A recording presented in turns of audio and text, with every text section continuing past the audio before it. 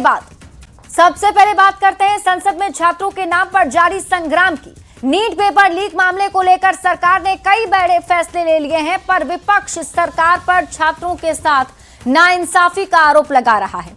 राहुल गांधी बार बार सरकार से सदन में चर्चा की मांग कर रहे हैं। ऐसे में अब सरकार चर्चा के लिए तैयार भी हो गई है और संभावना ये जताई जा रही है कि बुधवार को केंद्रीय गृह मंत्री अमित शाह इस मामले पर सदन में जवाब देंगे।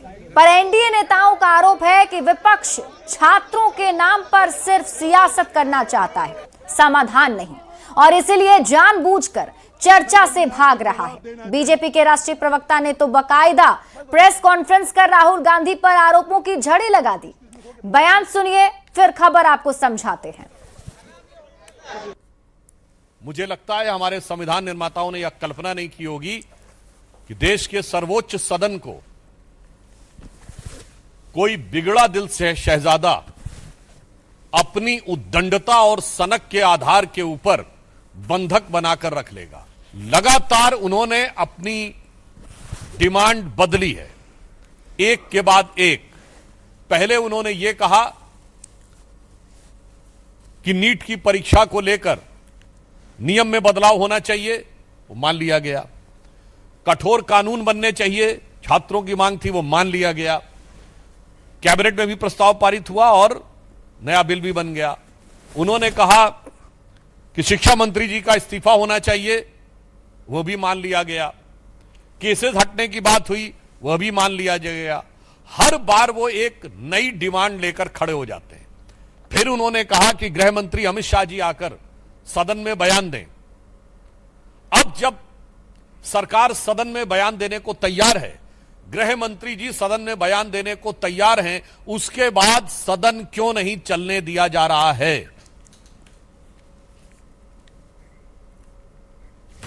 तो छात्रों को लेकर बवाल जारी है, छात्रों के मुद्दे पर बवाल जारी है। हम आपको अब पूरी खबर विस्तार से समझाते हैं।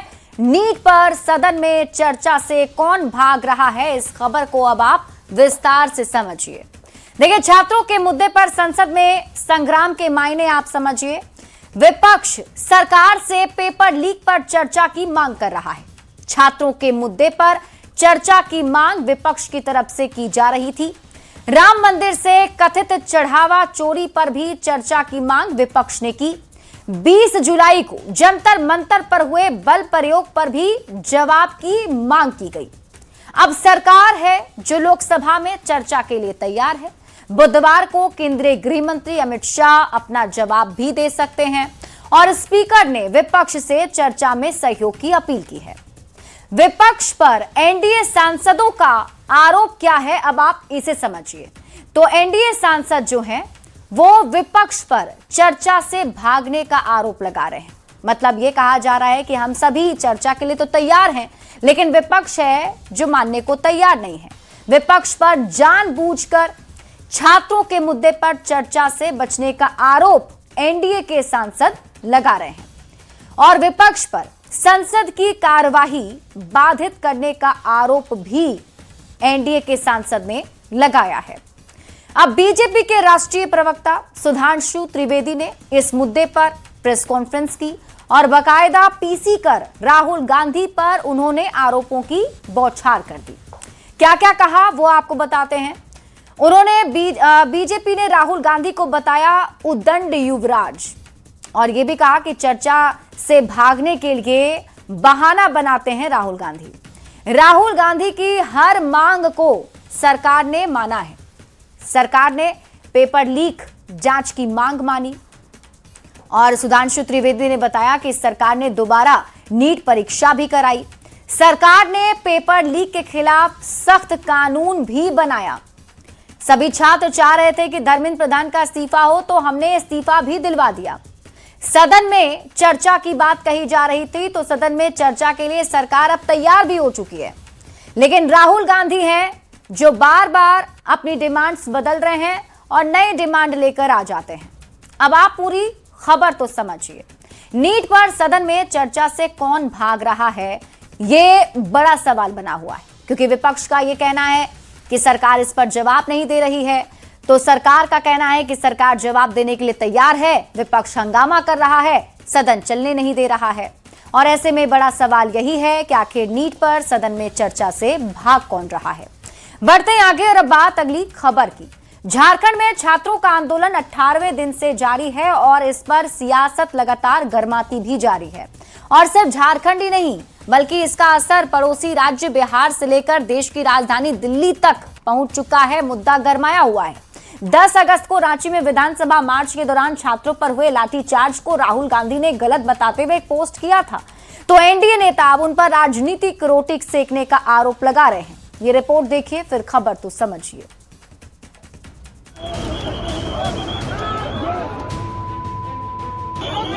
रात के अंधेरे में छात्रों पर लाठी भांजती पुलिस की ये तस्वीरें झारखंड की राजधानी रांची की, जिसे लेकर छात्रों का गुस्सा साथ में आसमान पर है।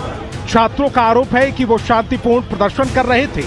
प्रशासन ने भी लाठीचार्ज नहीं करने का भरोसा दिया था, पर अचानक रात में उन पर हमला कर दिया गया।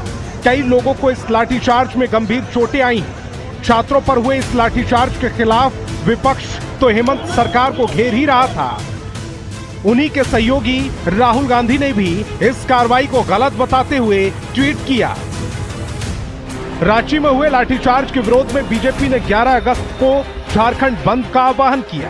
बिहार के सीएम सम्राट चौधरी ने इसकी आलोचना करते हुए इसे बर्बरतापूर्ण करार दिया। तो जेडीयू सांसद संजय झा ने राहुल गांधी से झारखंड में सरकार से समर्थन वापस लेने की मांग कर दी। वहाँ किसकी सरकार है? वहाँ तो कांग्रेस की सरकार है, जेएमएम के साथ।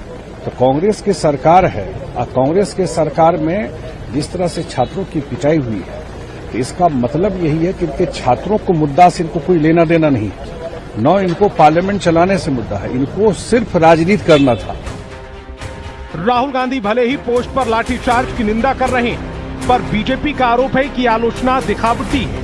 वो छात्रों की समस्या का समाधान नहीं, अपनी राजनीति चमकाना चाहते हैं। राहुल गांधी जी जिस ढंग से झारखंड में छात्रों पर प्रहार हुआ है, अभी आप किसको बुड़बक बना रहे हो ये कह करके कि मैं छात्रों के साथ हूं। अगर छात्रों के साथ हो तो झारखंड मुक्ति मोर्चा सरकार से विड्रॉ कांग्रेस करे, सरकार गिराए। ऐसे नहीं चलेगा। धर्मेंद्र इस्तीफा दो, अब सरकार झारखंड में बचा रहे। झारखंड में हुए लाठीचार्ज पर रांची से दिल्ली तक चीत्कार मची है। राहुल गांधी ने खुद इस कार्रवाई को गलत बताया। तो ऐसे में सबसे बड़ा सवाल, क्या छात्रों पर लाठी चलाने वाले हेमंत सरकार से समर्थन वापस लेगी कांग्रेस? Bureau report, news 18। और अब आप पूरी खबर समझिए। राहुल गांधी पर एनडीए की तरफ से लगातार हमला किया जा रहा है। आरोप लगाए जा रहे हैं कि राहुल गांधी छात्रों के पर राजनीतिक रोटी अपनी सेक रहे हैं। अब आप पूरी खबर समझिए, छात्रों पर राहुल गांधी की राजनीति को समझिए। सबसे पहले तो आप ये समझिए कि पूरी खबर क्या है। देखिए, 10 मार्च को रांची में छात्रों का विधानसभा मार्च था। ये सभी छात्र विधानसभा का घेराव करने निकले थे। जेपीएससी जेएसएससी में कथित धांधली के विरोध में छात्रों ने ये मार्च निकाला था। अब छात्रों पर प्रशासन ने फिर लाठीचार्ज किया। छात्रों का यह जत्था जब आगे बढ़ा तो आंसू गैस के गोले छोड़े गए, वाटर कैनन का इस्तेमाल किया गया और इतनी पिटाई की गई, कई छात्रों को इसमें गंभीर चोटें तक आ गई हैं। छात्रों पर प्रशासन की इस कार्रवाई को राहुल गांधी ने गलत बताया है। उन्होंने एक्स पर पोस्ट करके इसे गलत बताया। अब आप समझिए कि आखिर राहुल गांधी ने पोस्ट में लिखा क्या। तो झारखंड में विरोध कर रहे छात्रों के खिलाफ बल प्रयोग गलत है। छात्रों को शांतिपूर्ण विरोध का अधिकार है और बातचीत से ही समाधान निकल सकता है। राहुल गांधी ने आगे लिखा कि झारखंड सरकार को इन छात्रों की बातें सुननी चाहिए। छात्रों की समस्याओं का तुरंत समाधान भी करना चाहिए। अब राहुल गांधी के पोस्ट के जरिए छात्रों के प्रति सहानुभूति जताई तो एनडीए ने इसे घड़ियाली आंसू बता दिया है। एनडीए नेताओं ने राहुल गांधी पर छात्रों के नाम पर राजनीति करने का आरोप लगाया और यह कहा कि राहुल गांधी समाधान नहीं सियासत करना चाहते हैं।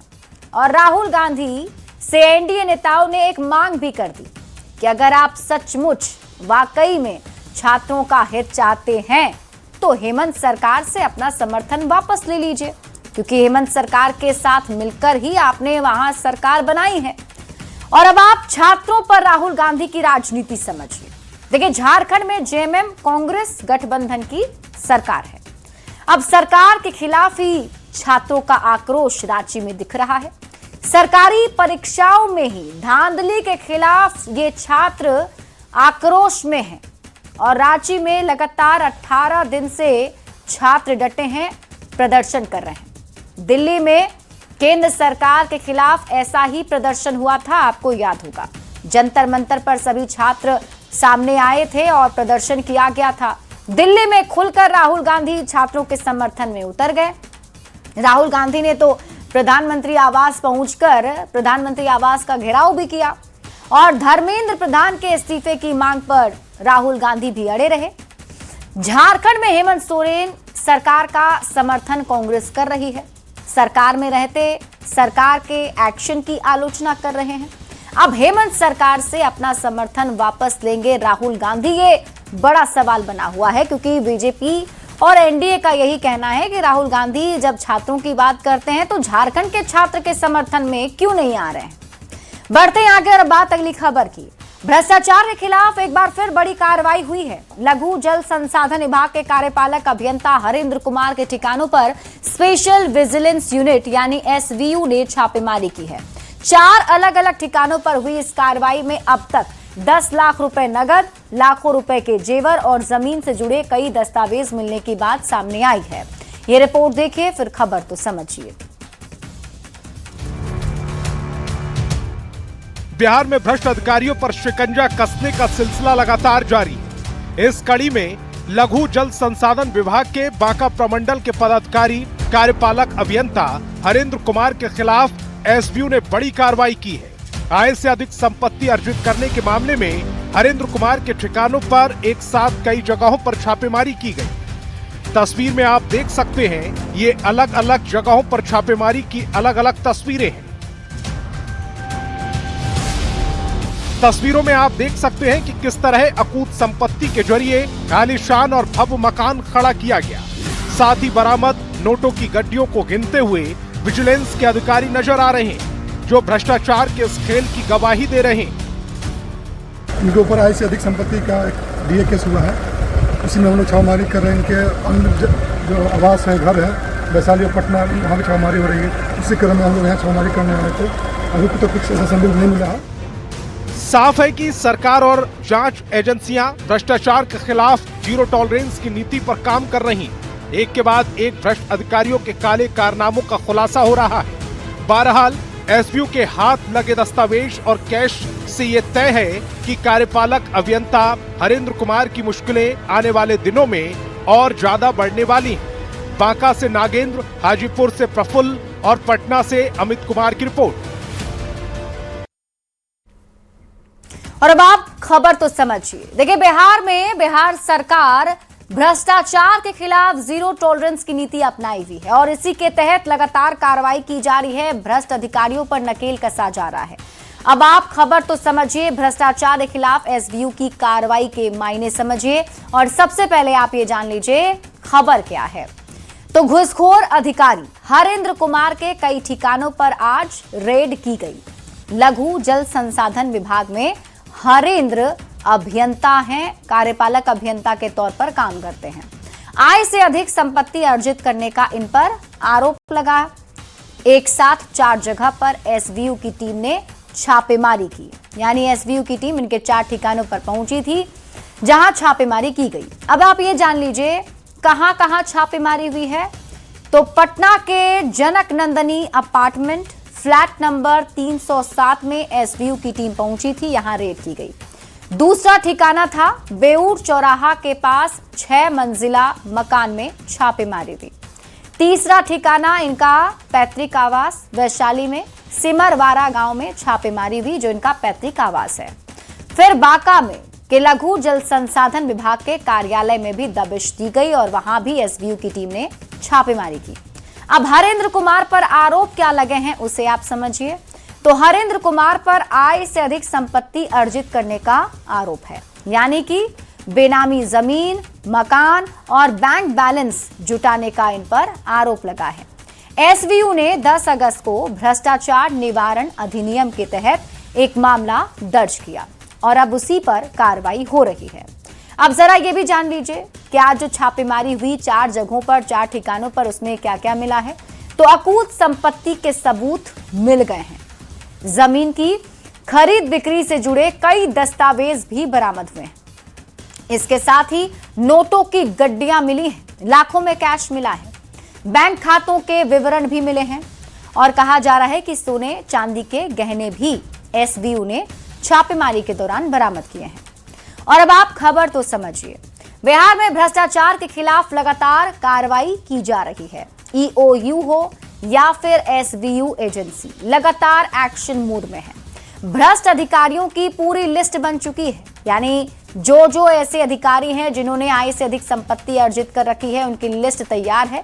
भ्रष्टाचार पर सरकार की जीरो टॉलरेंस की नीति है और इसी के तहत भ्रष्ट अधिकारियों पर शिकंजा कसा जा रहा है। भ्रष्ट अधिकारियों के यहां छापेमारी की कार्रवाई लगातार जारी है और कई खुलासे भी किए जा रहे हैं। बढ़ते हैं आगे और बात अगली खबर की। बिहार में शराब तस्कर अपना धंधा चलाने के लिए तरह तरह के हथकंडे अपना रहे हैं। कैमूर में पुलिस ने ट्रक के तहखाने से हजारों लीटर शराब बरामद की है। जब्त शराब की कीमत 70 से 75 लाख बताई जा रही है। गोबर की खाद की बोरियों के बीच शराब की खेप देखकर पुलिस भी हैरान रह गई। ये रिपोर्ट देखिए, फिर खबर तो समझिए।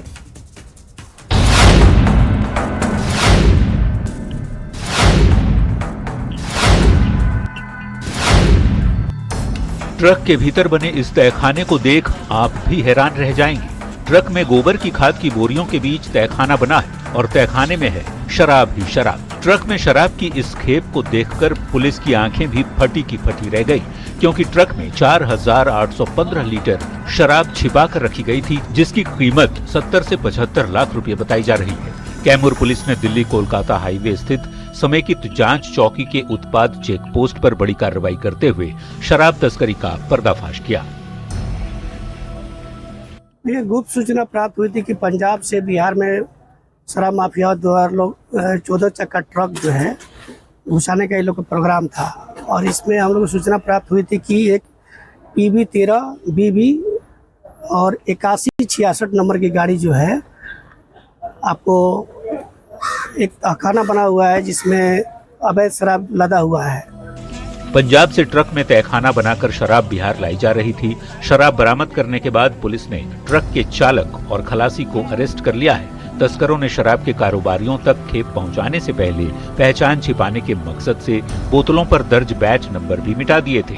ट्रक में तहखाना बनाकर शराब तस्करी के खेल का खुलासा होने के बाद कई सवाल उठ रहे हैं। बिहार में हर रोज शराब की खेप पकड़ी जाती है। सख्ती के बावजूद शराब की तस्करी जारी है। शराब तस्कर अलग अलग हथकंडे और पैंतरे अपनाकर शराब तस्करी में जुटे हैं।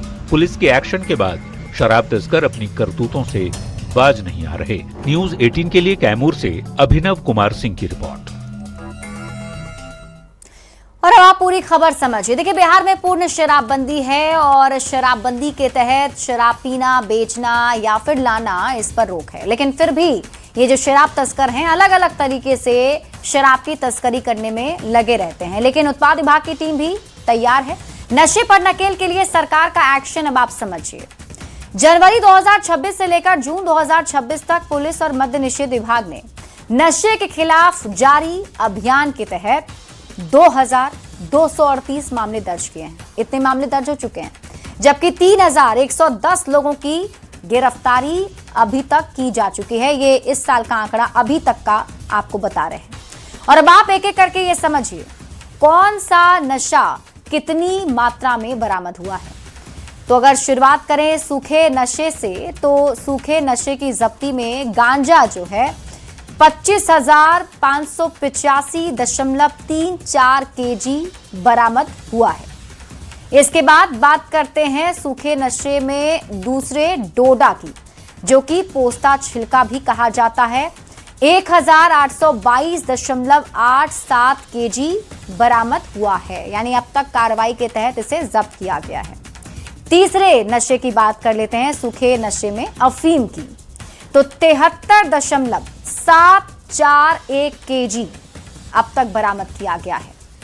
इसके बाद बात कर लीजिए हेरोइन की, सूखे नशे का ये पदार्थ 62.452 केजी अब तक इसे जब्त किया गया है, जो तस्करी करने के लिए इसे बिहार में लाया जा रहा था। इसके बाद बात करते हैं चरस की, तो 58.883 केजी बरामद किया गया है। और इसके बाद बात कर लेते हैं स्मैक की, ब्राउन, और 20.315 केजी बरामद हुआ है, जब्ती की गई है। बात ब्राउन शुगर की कर लीजिए, 5.365 केजी ब्राउन शुगर अभी तक जब्त किया गया है। मोर्फिन की बात कर लीजिए, 0.462 केजी मोर्फिन बरामद हुआ है।